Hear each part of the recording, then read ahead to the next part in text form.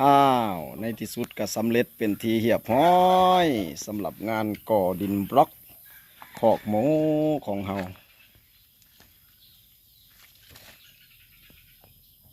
ขนาดคอกของเฮากะสิ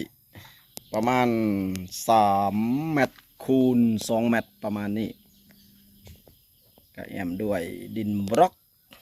เป็นลักษณะแบบนี้การทำคอกหมูของเฮาก็ได้อันนี้ถือว่าเป็นการ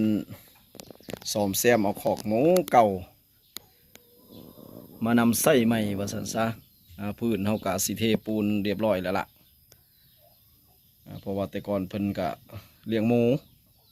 เป็นคอกหมูเก่าของคุณพ่อเฮากะมา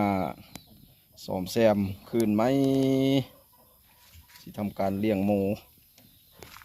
จากประมาณ5-6 ตัวลองเบิ่งซะก่อนเริ่มเลี้ยงจากหน่อยไปหาลายก็สิเฮ็ดเป็น2 หลอกประมาณนี้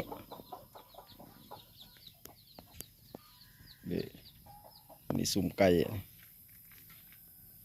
ก็สิยังเหลือแต่ทำประตูเนาะแต่สิมีประตูสองด้านนี่เราจะทำประตูแล้วก็วางระบบน้ำก็เป็นอันว่าเสร็จสิ้นเนาะสำหรับการเตรียมคอกหมู